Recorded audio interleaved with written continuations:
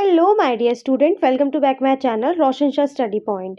तो जैसे कि आप सभी देख सकते हैं, आज हम बात करेंगे क्लास 12th के फिजिकल एजुकेशन के चैप्टर नंबर 6 के बारे में।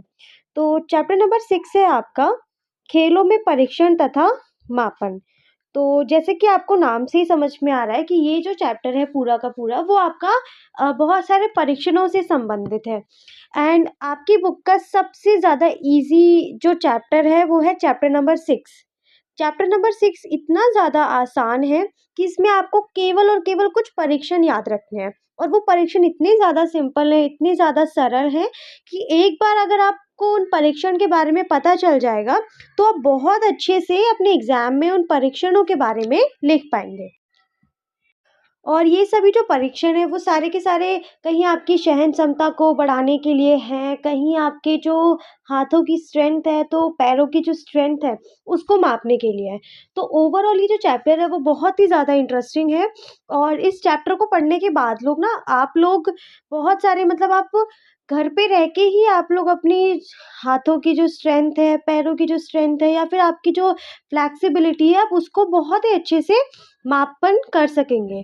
तो ये चैप्टर बहुत ज़्यादा आसान है और काफ़ी ज़्यादा इंटरेस्टिंग है, और इस चैप्टर को आज हम लोग थ्योरी के माध्यम से ना सही, आज हम इसको बहुत सारे पिक्चर्स के माध्यम से समझेंगे, ताकि आप लोगों को आपका जो कॉन्सेप्ट है वो क्लियर हो सके एंड आप एग्ज़ाम में इसको अच्छे से लिख सकें।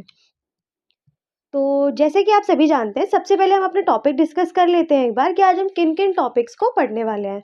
तो आपके चैप्टर में कुल 3 से 4 टॉपिक हैं, और उनके अंदर बहुत सारे आपके परीक्षण हैं। तो जैसे पहला जो आपका परीक्षण है दैट इज़ पुष्टि परीक्षण। तो पुष्टि परीक्षण आप पहले जानेंगे कि पुष्टि परीक्षण होता क्या है? फिर पुष्टि परीक्षण के अंतर्गत ना 2 उसमें उसको डिवाइड किया गया है। सबसे पहला है उसका आयु, मतलब 5 से लेकर 8 वर्ष तक के बच्चे हैं, उनके लिए कौन-कौन से परीक्षण हैं। जैसे कि आप सभी देख सकते हैं कि 5 से 8 वर्ष तक के जो बच्चे हैं, उनको उनके लिए बॉडी मास इंडेक्स, फ्लेमिंगो और बैलेंस टेस्ट तथा प्लेट टैपिंग टेस्ट। तो ये 3 से 4 कुल परीक्षण हैं, जो 5 से लेकर 8 वर्ष तक के जो बच्चे हैं, उनके लिए है। फिर उसके बाद जो दूसरी कैटेगरी है वो है आयु वर्ग 9 से लेकर 18 वर्ष, यानी कि 9 से लेकर 18 वर्ष तक के जो विद्यार्थी हैं, उनके लिए कौन-कौन से जो परीक्षण है वो निर्धारित किए गए हैं। तो उसमें सबसे पहला आपका परीक्षण है बॉडी मास इंडेक्स। उसके बाद है आपका दूसरा जो परीक्षण है 50 मीटर दौड़। फिर है आपका जो तीसरा परीक्षण है दैट इज़ 60 मीटर डैश। उसके बाद सिट एंड रीच परीक्षण। फिर है आपका पार्सल कर्ल अप परीक्षण, and last is pushups for girls and pushups for boys.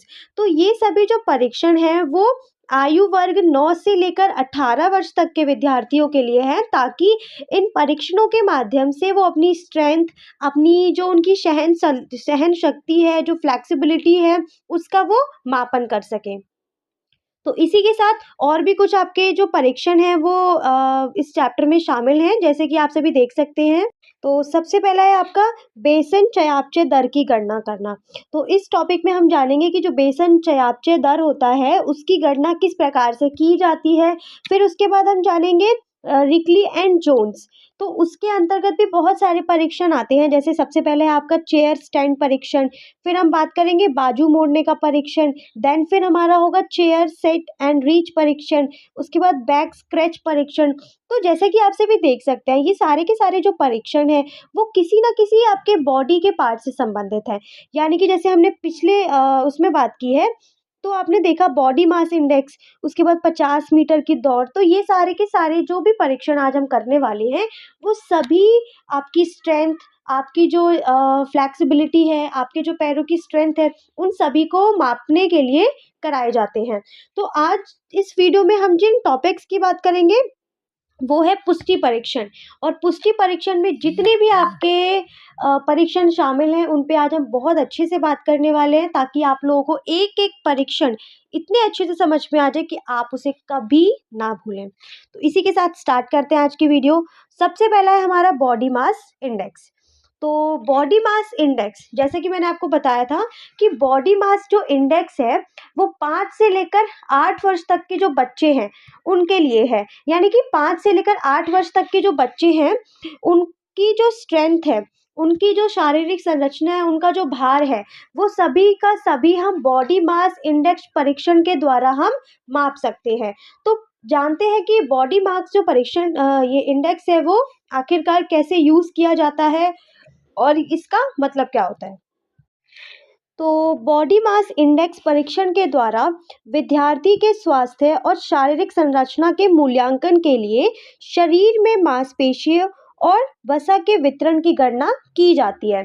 यानी कि बॉडी मास जो इंडेक्स है वो विद्यार्थी के स्वास्थ्य और शारीरिक संरचना के मूल्यांकन के लिए क्या करता है, शरीर में मांसपेशियां जो होती हैं, मांसपेशियों की और वसा के वितरण की गणना करता है। यानी कि जैसे हमने हम सभी जानते हैं, इसके अंतर्गत बहुत सारे ऐसे वो आते हैं कि अगर आपका मान लीजिए वेट अगर आपका 50 तक है, जैसे कि अगर आप लोग ये देखें तो बॉडी मास इंडेक्स का एक फॉर्मूला भी होता है जिसको हम समझेंगे।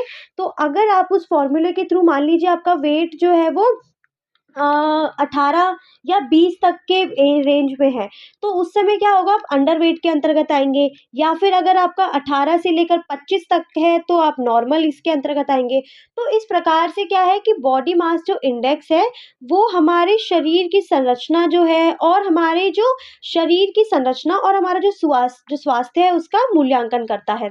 तो बॉडी मास इंडेक्स का एक फॉर्मूला है जो है शरीर का भार अपॉन में शरीर की ऊंचाई। मान लीजिए आपके शरीर का भार 50 है और आपकी जो ऊंचाई है वो 5 फुट है। तो इस प्रकार से आप लोग इसे डिवाइड कर सकते हैं और जब डिवाइड करेंगे तो जो आंसर आएगा, ठीक है, उसमें क्या करना है आपको, जो भी आंसर अगर आपका आता है उसमें आपको देखना है जो बॉडी मास इंडेक्स जो एक WHO द्वारा निर्धारित किया गया है, उसमें आपको देखना है कि आपका जो स्ट्रेंथ है, जो भी आपका लेवल है वो कितना है।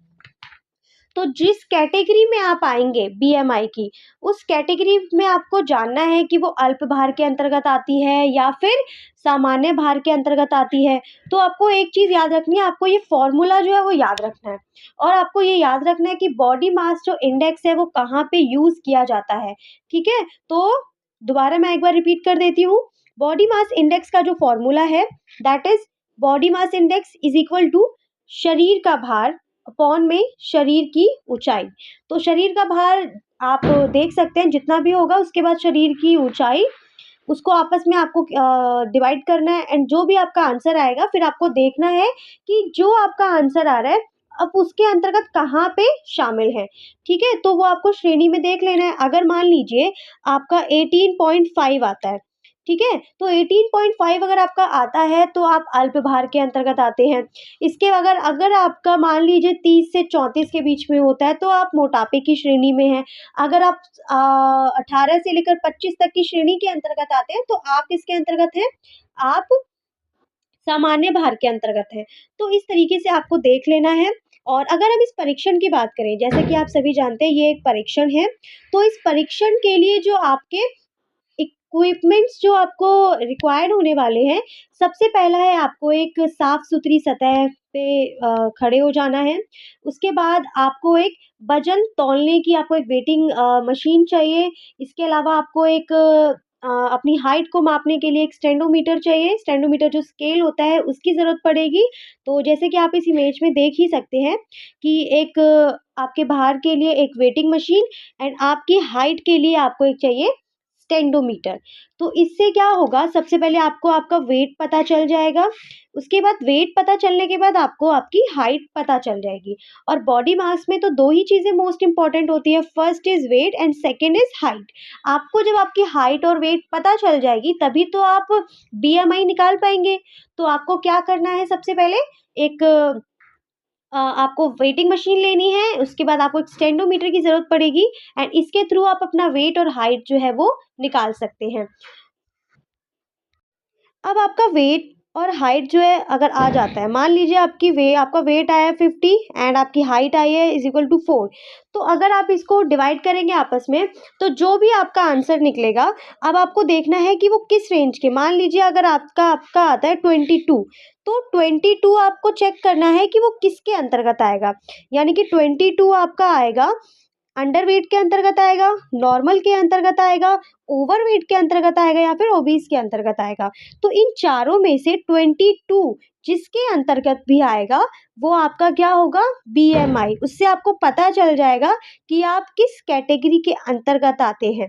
ठीक है, आप अल्प भार के अंतर्गत आते हैं, आप सामान्य भार के अंतर्गत आते हैं, या फिर आप ओवरवेट यानी कि अधिक भार के अंतर्गत आते हैं, या फिर आप मोटापे की श्रेणी के अंतर्गत भी आते हैं। तो इससे क्या होगा, इससे ना आपको पता चल जाएगा कि आप स्वस्थ हैं, आप नहीं हैं, आप कुपोषित हैं, या फिर आप कुपोषित की श्रेणी में आने वाले हैं। तो ये काफ़ी ज़्यादा मुझे लगता है कि इम्पोर्टेंट है। अगर आप लोग भी, आपको बस इसमें कुछ नहीं करना है, आपको बस अपने जो वेट है वो पता करना है एंड हाइट और वेट पता चल जाएगा, उसको आपको बीएमआई का जो फॉर्मूला है उसमें पुट अप करना है जो वैल्यूज़ हैं, एंड आपका आंसर निकल आएगा, एंड उस आंसर से आप लोगों को क्लियर हो जाएगा कि आप किस वेट के अंतर्गत आते हैं। सो आई थिंक आप लोगों को ये याद रखना चाहिए। और कई बार एग्ज़ाम में आपसे बीएमआई का जो फॉर्मूला है वो पूछ लिया जाता है। सो आप लोग प्लीज़ इसको अच्छे से तैयार करिए। मैं एक बार रिपीट कर देती हूँ, बॉडी मास इंडेक्स यानी कि बीएमआई का जो फॉर्मूला है दैट इज़ वेट अपॉन में हाइट। ठीक है? तो ये फॉर्मूला बहुत सिंपल है, ये परीक्षण भी बहुत सिंपल है, तो आपको ये याद रखना है। अब हम अगले परीक्षण की ओर चलते हैं। अगला जो परीक्षण है वो हमारा फ्लेमिंगो बैलेंस टेस्ट। अब ये जो परीक्षण है ना, वो भी 5 से लेकर 8 वर्ष तक के जो बच्चे हैं उनके लिए है, क्योंकि हमने शुरुआत में ही बात की थी कि जितने भी परीक्षण हैं पुष्टि परीक्षण से संबंधित, उनको 2 कैटेगरी में डिवाइड किया गया है। सबसे पहले 5 से 8 वर्ष का, उसके बाद 9 से लेकर 18 वर्ष। तो ये 2, मतलब अब जिस परीक्षण की हम बात करने वाले हैं वो है फ्लेमिंगो बैलेंस टेस्ट। ये जो परीक्षण है, इस परीक्षण का मुख्य उद्देश्य की अगर हम बात करें, तो ये क्या करता है, ये हमारे पैरों की जो शक्ति है और हमारे पैरों के बीच का जो संतुलन है उसका मूल्यांकन करता है। ठीक है, तो हमारे पैरों की जो शक्ति है और हमारे पैरों के बीच का जो समन्वय है, जो संतुलन है, उसका ये मूल्यांकन करता है। और अगर हम इसके इक्विपमेंट्स की बात करें कि अगर इसको करते समय किन किन चीज़ों की ज़रूरत पड़ेगी, तो ये बहुत बहुत आप देख सकते हैं इस पिक्चर में, बहुत सिंपल ये है। इसमें आप क्या कर सकते हैं, 5 से 8 वर्ष तक के जो बच्चे हैं उनको कुछ नहीं करना है, आपको एक प्लेन सरफेस होना चाहिए। ठीक है, और एक आपको क्या ले लेना है, आपको एक बीम ले लेनी है। बीम आप ले सकते हैं या कोई भी आप चौड़ा-सा वो ले सकते हैं जिसके ऊपर वो बच्चा जो है वो खड़ा हो सके। उसके बाद क्या करना है, आपको एक स्टॉप वॉच लेनी है। वेरी सिंपल और बहुत ज़्यादा ये आसान भी है। तो उसके बाद क्या कर लेना है आपको, जब ये आप कर लेंगे तो उसको जो बच्चा है उसको वहाँ उस जो आपने बीम ली है उस पे खड़ा रखना है, और उसको अपने पैरों, मतलब एक पैर उसका नीचे होना चाहिए और एक पैर उसको उठाकर, मतलब उसका एक पैर जो है वो ऊपर होना चाहिए, जैसे कि आप ये देख सकते हैं। और एक हाथ से उसको उसका जो पैर है वो पकड़ना है, और दूसरा हाथ जो है वो उसको स्ट्रेट रखना है, यानी कि सामने की ओर। ठीक है, तो इतनी इस अवस्था में वो जितनी देर खड़ा रहता है, ठीक है, जितनी भी देर वो खड़ा रहता है वो उसका स्कोर होगा। अब इस दौरान क्या होगा कि 60 सेकंड के अंतर्गत ना जितनी बार भी उसका बैलेंस बिगड़ेगा, मान लीजिए बार-बार वो गिर रहा है, फिर उठ रहा है, फिर गिर रहा है, फिर वो उठ रहा है, फिर उसका पैर नीचे जा रहा है, तो जितनी बार भी 60 सेकंड के अंतर्गत ना जितनी बार भी वो उसका जो संतुलन है वो बिगड़ता है, ठीक है? मान लीजिए 15 बार बिगड़ा है या 10 बार बिगड़ा है, तो ये क्या होगा? ये उसका स्कोर होगा। तो एक बार फिर से हम देख लेते हैं, जो फ्लेमिंगो बैलेंस टेस्ट है उसके लिए क्या करना है, सबसे पहले एक प्लेन सरफेस लेना है, एक बीम होनी चाहिए और एक स्टॉप वॉच। तो विद्यार्थी यानी कि जो बच्चा है उसको इस बीम पे खड़ा रखना है, ठीक है?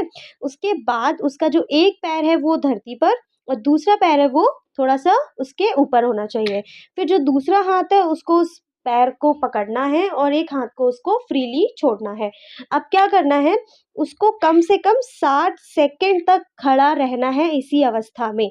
तो जब वो 60 सेकंड तक इस अवस्था में खड़ा रहेगा और इस दौरान उसका जितनी बार भी संतुलन बिगड़ता है, मान लीजिए 10 बार, 15 बार, तो ये क्या होगा, ये उसका स्कोर होगा, ठीक है। 10 हो सकता है स्कोर उसका, 15 हो सकता है। तो इस प्रकार से ये हो गया आपका फ्लेमिंगो बैलेंस टेस्ट। आपको नाम से ही क्लियर हो रहा है कि इसमें आपका बैलेंस देखा जा रहा है कि आप बैलेंस कर पाते हैं या नहीं कर पाते हैं, ठीक है। तो अगर आप बैलेंस कर लेते हैं अच्छे से तो आपका स्कोर अच्छा होगा, एंड अगर आप थोड़ा-सा भी गिरते हैं, उठते हैं, तो जो भी चीज़ होगी उससे पता चल जाएगा कि आपका जो बैलेंस है वो कितना है, ठीक है। उसके बाद हम बात करते हैं प्लेट टैपिंग टेस्ट। अब ये क्या है? ये भी 5 से 8 वर्ष तक के जो बच्चे हैं उनके लिए है, ठीक है। प्लेट टैपिंग टेस्ट, आपको नाम से ही क्लियर हो रहा है कि प्लेट टैपिंग टेस्ट यानी कि प्लेट को टैप करना, ठीक है। तो ये जो टास्क है, जो परीक्षण है वो बहुत ज़्यादा आसान है, और ये जो परीक्षण है, इस परीक्षण के माध्यम से जो विद्यार्थी हैं, उनके हाथों की जो गति है और उनके बीच का जो समन्वय है उसका मूल्यांकन करता है। यानी कि इस परीक्षण के माध्यम से ना पता चलता है कि आपके हाथों की गति जो है वो कितनी है, आपके हाथों के बीच का जो संतुलन है, जो समन्वय है वो कितना अच्छा है। तो आप लोग देख सकते हैं कितना ज़्यादा ये इम्पोर्टेंट है। आई थिंक आप लोगों को भी एक बार ये ट्राई करना चाहिए, इससे आपको पता रहेगा कि आपके हाथों की गति कितनी अधिक है और कितनी कम है। उसके बाद आपके हाथों में समन्वय है या फिर नहीं है। तो ये जो प्लेट टैपिंग टेस्ट है वो आपकी हाथों की गति और उनके बीच का जो समन्वय है वो निर्धारित कर। अब इसके लिए क्या करना है, इसके लिए एक टेबल लेनी है, ठीक है। एक टेबल लेनी है और टेबल के एकदम बिल्कुल सामने एक विद्यार्थी को बैठना है। अब विद्यार्थी के सामने ना 2 डिस्क होंगी और एक चकोर का आयताकार एक ब्लॉक होगा। तो जो 2 डिस्क होंगी ना वो तो लेफ्ट और राइट पोजीशन पे होंगी, एंड जो आयताकार जो ब्लॉक होगा उसको उसके सामने रखना है। अब उसको क्या करना है, जैसे ही उसके जो टीचर हैं उसको रेडी या गो बोलेंगे, तो उसको क्या करना है, उसको अपने दूसरे हाथ को जितना जल्दी हो सकता है एक दूसरी डिस्क के ऊपर रखना है। तो सबसे पहले क्या करना है, उसको एक हाथ किस पे रखना है, एक हाथ उसको आयताकार ब्लॉक पे रखना है, जैसे कि आप ये देख सकते हैं इसने एक हाथ अपना आयताकार ब्लॉक पे रखा है, ठीक है। उसके बाद क्या करना है, एक हाथ उसका आयताकार ब्लॉक पे हो गया है, अब उसका एक हाथ जो है वो फ्री है। तो जैसे ही उसके टीचर गो बोलेंगे या बोलेंगे स्टार्ट, तो उसको क्या करना है, अपना दूसरा हाथ, आप देख रहे हैं ना ये दूसरा हाथ है, अपने दूसरे हाथ को जितनी जल्दी हो सकता है उसको एक दूसरी डिस्क पर ले जाना है, ठीक है। जब वो दूसरी डिस्क पे ले जाएगा और वापस दूसरी डिस्क पे ले जाता है और जब वो वापस आता है, तो ये कैसे, ये उसको कम से कम 25 बार करना है, यानी कि ये क्रिया उसको 25 बार करनी है, एक हाथ इस ओर और एक हाथ इस ओर। तो इससे पता चल जाएगा कि उसकी जो हाथों की स्ट्रेंथ है वो कितनी है, ठीक है। तो प्रतिभागी द्वारा 25 बार दोहराई गई क्रिया के लिए किए लिया गया कुल समय उसका स्कोर होगा। तो इससे आपको पता चल जाएगा कि कितना ज़्यादा आपकी जो गति है, आपके जो हाथों की गति है वो कितनी ज़्यादा है और आपकी जो स्ट्रेंथ है वो कितनी ज़्यादा है। तो जैसे कि आप लोग देख सकते हैं इस इमेज में, ये इस पहले अपने जो उसका राइट हैंड है उसको पहले इस डिस्क पे लेके जाएगा फिर वापस लेके जाएगा, मतलब यहाँ फिर यहाँ फिर यहाँ फिर यहाँ फिर यहाँ फिर यहाँ, यानी कि उसका एक हाथ तो जो आपकी चकोर जो आयताकार जो ब्लॉक था उस पे रखा रहेगा, दूसरे हाथ को उसको बार बार एक डिस्क से दूसरी डिस्क पे लेके जाना है। और ये कुल कितनी बार करना है, ये कम से कम उसको 25 बार करना है, ठीक है। अब 25 बार जब वो करेगा तो उसमें कितना समय जब वो लेगा वो उसका स्कोर होगा, यानी कि जितना स्कोर जितना कम होगा, यानी कि जितना कम उसका समय होगा वो उसका क्या होगा, उसका जितना कम उसका समय होगा वो उसका स्कोर होगा। और इस स्कोर से उसको पता चल जाएगा कि उसके हाथों की गति और उनके बीच का जो समन्वय है वो कितना ज़्यादा बेहतर है। तो ये काफ़ी ज़्यादा ईज़ी टास्क है, इससे आप अपनी हाथों की गति, उसके समन्वय जो है वो आप उसको पता कर सकते हैं, और काफ़ी ज़्यादा ईज़ी भी है, आपको कुछ नहीं करना है। सो आई थिंक एक बार आपको ये जो परीक्षण है वो डेफ़िनेटली करना चाहिए। अब ये तो हो गए हमारे 3, 5 से लेकर जो 8 वर्ष तक के बच्चे थे उनके लिए परीक्षण। अब हम बात कर लेते हैं जो 9 से लेकर 18 वर्ष तक के बच्चे हैं, उनके लिए पुष्टि के मूल्यांकन के लिए किए जाने वाले जो परीक्षण हैं। तो इसके अंतर्गत जो आपका सबसे पहला जो आपका परीक्षण है वो है 50 मीटर की तीव्र दौड़। अब हमने बात ही की थी कि इस पूरे चैप्टर में हम सारे के सारे परीक्षणों की बात करेंगे, तो उसके बाद हमारा कौन सा परीक्षण है, मतलब जो 9 से लेकर 18 वर्ष तक के जो बच्चे हैं, उनके लिए जो पहला परीक्षण है वो आपका 50 मीटर की तीव्र दौड़, ठीक है? क्योंकि आप लोग जानते ही हैं कि 5 से लेकर 8 वर्ष तक के बच्चे क्या दौड़ कर लेंगे? वो उनके लिए तो पॉसिबल ही नहीं है ना, इसीलिए 9 से लेकर 18 वर्ष तक के बच्चे हैं, उनके परीक्षण के लिए उनकी जो स्ट्रेंथ है, उनकी जो फ्लेक्सिबिलिटी है, उनकी जो एंड्योरेंस है, उसके मापन के लिए जो टेस्ट है दैट इज़ 50 मीटर की तीव्र दौड़। अब क्या होता है कि इस दौड़ से ना परीक्षार्थी के दौड़ने की जो गति है, यानी कि वो किस गति से दौड़ रहा है, उसका पता चलता है सबसे पहले। दूसरा, उसके त्वरण का निर्धारण होता है, यानी कि 50 मीटर की दौड़ अगर कराई जाती है या जो ये परीक्षण अगर कराया जाता है, तो इसका मुख्य उद्देश्य यही होता है कि इससे दौड़ने वाले मतलब जो विद्यार्थी है, उसके दौड़ने की गति मापी जा सकती है जा सके और उसका जो त्वरण है उसका निर्धारण किया जा सके। और ये भी टास्क बहुत ही ज़्यादा सिंपल है, इसमें कुछ नहीं करना है कि आप लोग जानते ही हैं रेस के दौरान क्या होता है या फिर जब भी आप देखेंगे आप दौड़ या जब भी कुछ इस प्रकार की वॉक होती है, तो उसमें आपको एक लाइन दे दी जाती है, ठीक है? उस लाइन पे सभी के सभी पार्टिसिपेंट जो हैं वो खड़े होते हैं। जैसे ही उस लाइन पे वो सभी के सभी पार्टिसिपेंट जो है वो खड़े होते हैं, कई बार क्या होता है उससे थोड़ा दूर होके उनको खड़ा होना पड़ता है। तो जैसे ही उसके जो भी कोच होंगे, जो टीचर होंगे, जैसे ही वो स्टार्ट बोलेंगे, जैसे ही वो बोलेंगे गो, तो वो क्या करेंगे उन लोगों को जितनी तेज़ वो दौड़ सकते हैं उनको पूरी की पूरी अपनी गति लगा देनी है और जितनी स्पीड से वो दौड़ सकते हैं वो स्टार्ट करेंगे और उनका एक फिनिशिंग पॉइंट होगा। उस फिनिशिंग पॉइंट पे जाके उनको वहाँ रुकना होगा। जो जितनी जल्दी, जो जितनी गति से दौड़ेगा, वो उसका स्कोर होगा। यानी कि आपको कम से कम समय में आपको 50 मीटर की जो दौड़ है वो पूरी करनी है। तो उस जो पहले पहुँचेगा उस फिनिशिंग पॉइंट तक, वो उसका जो स्कोर है वो उससे निर्धारित होगा। ठीक है? तो आपको याद रखना है 50 मीटर की दौड़ में उसका एम यही है कि ये परीक्षार्थी के दौड़ने की गति का और त्वरण का निर्धारण करता है और आप लोग यदि आप सभी देखें आप लोगों ने देखा ही होगा कि जब दौड़ होती है तो उसके लिए क्या इक्विपमेंट की ज़रूरत पड़ेगी।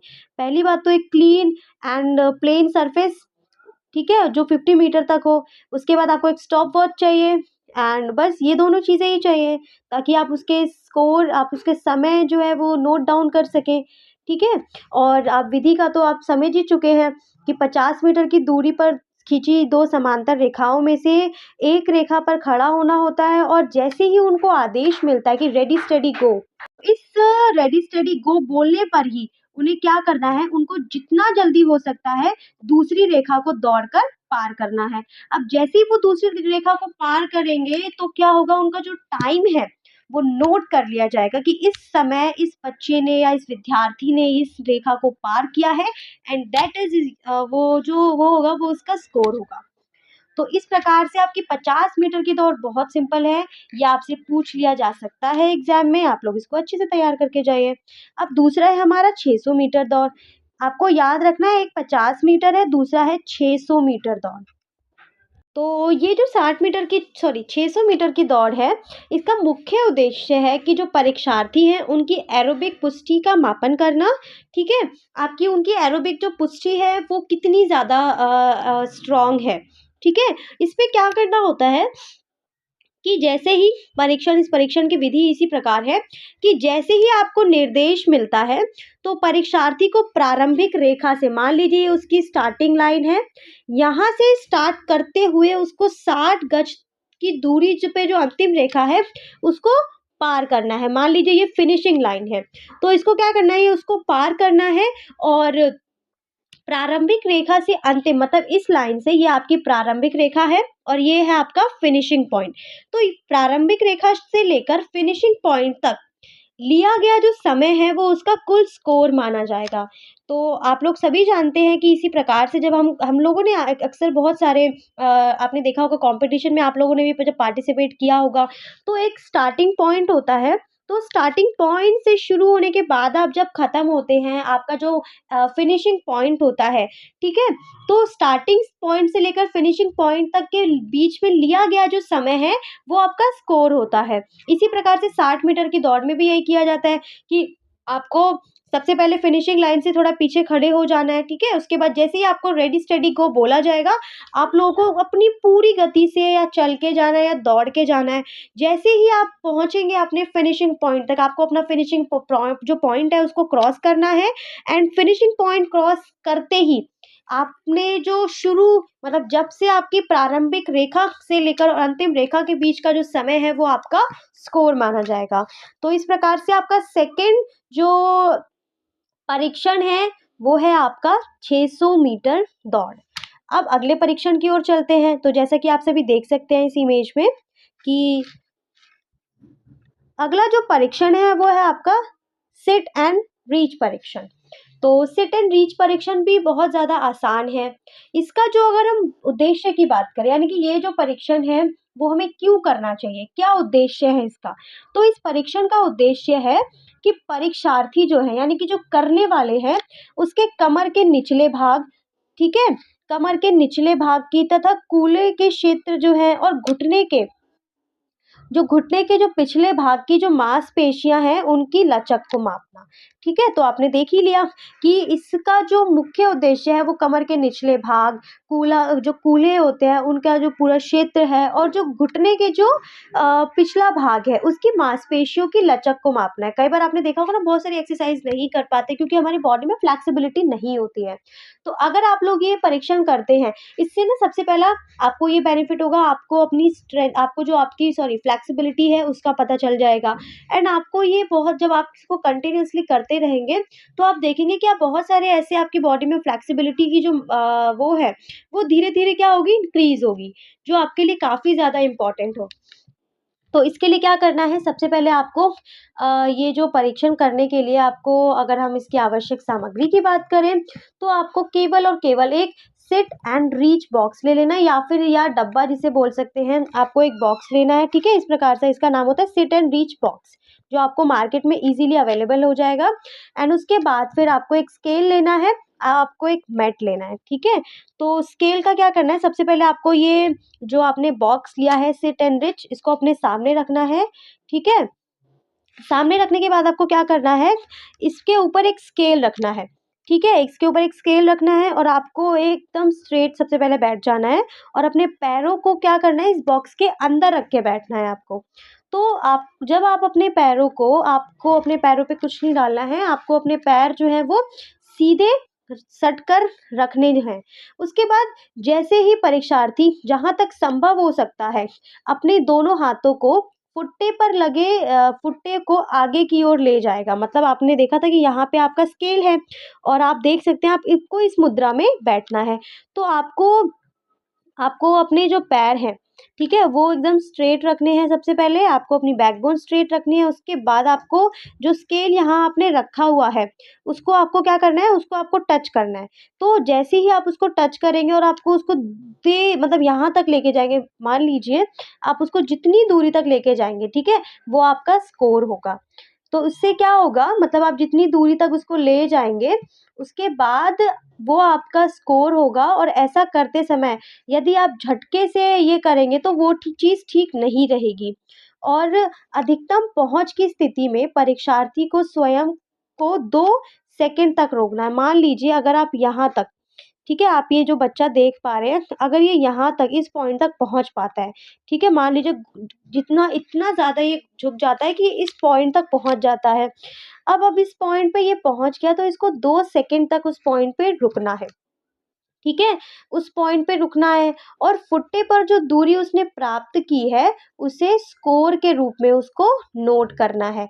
समझ में आई बात आपको? आपको सबसे पहले एक सिट एंड रीच बॉक्स लेना है, एक स्केल लेना है, फिर आपको उस जो आपने बॉक्स लिया है, उसके जस्ट सामने बैठना है और अपने पैरों को उस बॉक्स के अंदर की ओर रखना है। अब आपको क्या करना है, आपको जो स्केल लिया है, उसको उस सिट एंड रीच जो वो बॉक्स है, उसके ऊपर रखना है और उसको जितना हो सकता है उसको दूर तक ले जाना है। आप जितनी दूर तक उस स्केल को ले जाएँगे आपको फिर नोट करना है कि आप उस स्केल को कितनी दूरी तक छू पा रहे हैं। तो जितनी दूरी तक आप उस स्केल को छू पा रहे होंगे वो होगा आपका स्कोर। और आपको 2 सेकंड तक याद रखिए आपको रुकना भी है। इससे आपकी जो अगर देखा जाए, इससे आपकी सहन क्षमता का भी पता चलेगा कि आप कितने ज़्यादा आपके अंदर जो सहन क्षमता है वो है। तो इस प्रकार से सिट एंड रीच परीक्षण भी आपका बहुत ही ज़्यादा सिंपल है। आपको बस याद रखना है सिट एंड रीच परीक्षण, कि आपको बैठना है और आपको पहुँचना है, और जिस स्थान पे, जिस पॉइंट पे आपको पहुँचना है उसमें आपको 2 सेकंड के लिए रुकना है। 2 सेकंड के रुकने के बाद आपको देखना है कि आप कहाँ तक पहुँचे हैं, वो पॉइंट आपको नोट डाउन करना है, and that is your score. तो इस प्रकार से आपका सिट एंड रिच परीक्षण भी क्लियर होता है। अब हम चलते हैं अपने अगले परीक्षण की ओर। अगला जो परीक्षण है वो है आपका पार्शियल कर्ल अप परीक्षण, ठीक है? तो पार्शियल कर्ल अप जो परीक्षण है, अगर इसके मुख्य उद्देश्य की हम बात करें, तो इसके मुख्य उद्देश्य है उदर। उदर मतलब पेट की जो शक्ति है उसका मापन करना, और सहन शक्ति का मापन करना, ठीक है? तो आप लोग देख ही सकते हैं ये। तो इसमें इसके लिए क्या करना है, सबसे पहले आपको एक साफ समतल सतह पर पीठ के बल लेट जाना है, ठीक है? आपको पीठ के बल लेट जाना है, और आपको इस प्रकार से लेटना है कि आपके जो पंजे हैं, यानी कि जो आपके पैर हैं, वो लगभग 1 फुट की दूरी पर हो, ठीक है? यानी कि आपकी जो नितंब से आपके जो पंजे हैं उनके बीच की 1 मीटर 1 फुट की दूरी रहे। उसके बाद क्या करना है आपको? आपको अपनी जाँघों को, मतलब परीक्षार्थी को अपने हाथों को फैलाते हुए जाँघों पर रख देना है। अपने हाथों को कहाँ रखना है? जाँघों पर। उसके बाद उसका जो सिर है वो स्थिर होना चाहिए, यानी कि उसका जो सिर है वो क्या है? स्थिर होना चाहिए, बार-बार हिलना-डुलना नहीं चाहिए। उसके बाद उसको क्या करना है कि उसका जो ये है, यानी कि उसका जो ऊपरी शरीर है, या शरीर का जो ऊपरी भाग है उसको ऊपर उठाना है, तो ऊपर उठाना है, ठीक है? उसके बाद ऊपर उठा के, और उसके जो कंधे हैं वो शरीर के ऊपरी भाग समेत ज़मीन से लगभग 2 इंच की दूरी तक उठ जाए। मतलब आपको इस प्रकार से उठाना है कि ज़मीन और आपके कंधों के बीच की जो दूरी है वो 2 इंच ऊपर हो जाए, मतलब 2 इंच का डिस्टेंस हो। तो ऐसे करते-करते आपको कुल कई बार करना है जब तक आप थक नहीं जाते हैं। तो ऐसा आपको तब तक करते रहना है जब तक आप थक नहीं जाते। तो जब, मतलब आप सेम प्रोसीजर जो बताया गया है, आपको पहले समतल सतह पर सीधे अपनी पीठ को करते हुए लेटना है, पीठ के बल। उसके बाद अपने पंजे को लगभग इस तरीके से आपको रखना है कि आपके नितंब और पंजों की जो दूरी है वो कुल 1 फुट हो। देन उसके बाद क्या करना है, उसके बाद आपको अपने हाथों को फैलाते हुए अपनी दोनों जांघों पे रखना है, ठीक है? आप देख सकते हैं इस प्रकार से ये।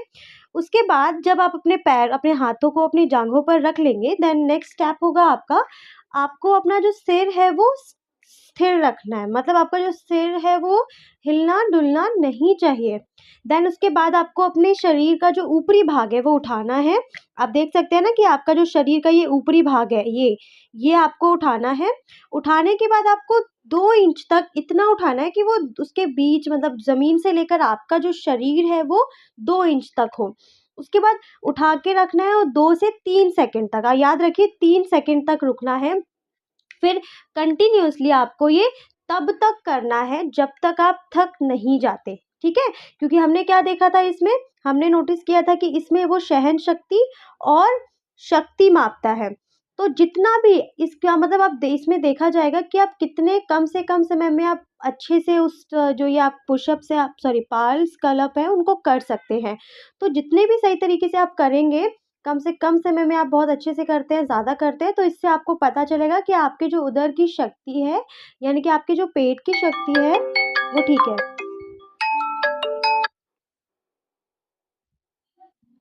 उसके बाद आपका लास्ट जो परीक्षण है वो है पुशअप्स, ठीक है? एक है pushups for boys, and second है संशोधित पुशअप्स फॉर गर्ल्स। तो ये जो पुशअप्स है इसका मेन मोटिव यही है कि ये आपके शरीर का जो ऊपरी भाग है उसकी शक्ति को मापता है। दूसरा आपकी जो सहन क्षमता है उसका मापन करता है। तो इसमें शुरुआत में क्या करना है, मतलब आप देख रहे हैं कि आप ये जो परीक्षण है वो आपके शरीर के ऊपरी भाग की शक्ति का मापन करता है और आपकी जो सहन क्षमता है उसका मापन करता है। तो सबसे पहले आपको क्या करना है, आपको पेट के बल और मुंह नीचे की ओर करके लेट जाना है।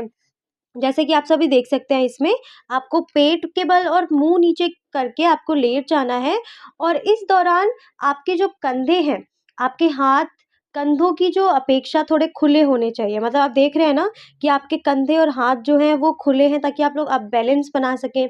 उसके बाद दोनों हाथों की जो उँगलियाँ हैं वो फैली होनी चाहिए। आप जब अपने हाथों को इस अवस्था में रखेंगे तो आपकी जो फिंगर है वो खुली होनी चाहिए। अब क्या करना है आपको, आपको अपने दोनों पैर एक दूसरे के समतल और सीधे होने चाहिए। आप देख रहे हैं ना, ये जो पैर है वो सेम मतलब एक दूसरे के समतल ही होने चाहिए और एकदम स्ट्रेट होने चाहिए। ऐसा करते समय आप किसी भी वस्तु का सहारा नहीं ले सकते। मतलब आपको किसी वस्तु का सहारा नहीं लेना, आपको स्ट्रेट लेटना है, आपके हाथों को नीचे रखना है, आपकी फिंगर्स जो है वो खुली होनी चाहिए। फिर क्या करना है आपको, आपको बिना रुके पहले से मतलब आप मान लीजिए आपने 5 सेकंड का समय लिया है या आपने 1 मिनट का टाइमर सेट किया है, तो 1 मिनट तक आपको लगातार ना पुशअप्स करने हैं। मतलब आपको नीचे जाना है, फिर ऊपर आना है, फिर आपको नीचे जाना है, फिर आपको ऊपर आना है। मतलब इस प्रकार से नीचे, ऊपर, नीचे, ऊपर, नीचे, ऊपर, नीचे, ऊपर, नीचे, ऊपर। तो इस तरीके से करते-करते क्या करना है आपको, आपने जो 1 मिनट में मान लीजिए आपने 20 पुशअप्स कर लिए हैं, ठीक है? तो 1 मिनट में आपने जितने पुशअप्स किए होंगे और 1 मिनट में आपको थकना भी नहीं है। तो ये जितने भी पुशअप्स आप करेंगे 1 मिनट में, वो आपका स्कोर होगा। ठीक है? तो इस प्रकार से हमारे जो पुष्टि परीक्षण में जो जितने भी आपके परीक्षण लगे हुए हैं, वो हम सब कंप्लीट कर चुके हैं। एक बार हम उनको रिवाइज़ कर लेते हैं ताकि आप लोगों को वो याद रहे और आप उसको ना भूलें। सबसे पहला था हमारा बॉडी मास इंडेक्स। तो बॉडी मास इंडेक्स था और जिसमें हमने हमारा मोस्ट इम्पोर्टेंट फ़ॉर्मूला था बॉडी मास इंडेक्स का। Body mass index is equal to शरीर का भाग अपॉन में शरीर की ऊँचाई। फिर उसके बाद क्या करना था हमें, फ्लेमिंगो बैलेंस टेस्ट, ठीक है? जो बैलेंस के लिए था, देन प्लेट टैपिंग टेस्ट जो हाथों की शक्ति के लिए था। उसके बाद हमने 9 से 18 वर्ष तक के बच्चों के लिए बात की थी जिसमें आपका फर्स्ट था 50 मीटर की दौड़, उसके बाद हमने 600 मीटर की दौड़ पे बात की थी। देन फिर हमारा था सिट एंड रीच परीक्षण, उसके बाद था पार्शियल कर्ल अप परीक्षण एंड लास्ट इज़ पुशअप्स, ठीक है? तो पुशअप्स का आपने प्रोसेस देख लिया है और ये बहुत ज़्यादा सिंपल ईज़ी चैप्टर था जो आपको समझ में आ गया होगा। आपको मज़े से पढ़ना है चैप्टर एंड बाकी के जो 2 टॉपिक बचे हैं कोशिश करूँगी मैं आपको फट उनको भी जल्दी से जल्दी आपको वीडियोज़ अपलोड करवा सकूँ और आप लोग प्लीज़ इस वीडियो को अपने फ्रेंड के पास भी भेजिए ताकि उन लोगों को भी ये जो टॉपिक है, ये जो चैप्टर अगर बोरिंग लगता है तो उनको थोड़ा-सा इंटरेस्टिंग लगे, उनको मज़ा आए समझने में एंड अगर आप लोगों को थोड़ी-सी भी हेल्प मिलती है मेरे वीडियोज़ के थ्रू आपके फिज़िकल एजुकेशन के पेपर में, तो प्लीज़ मुझे कमेंट में बताइए एंड सबसे मोस्ट इम्पोर्टेंट बात, चैनल को सब्सक्राइब कीजिए। Thank you for watching. मिलते हैं नेक्स्ट वीडियो में।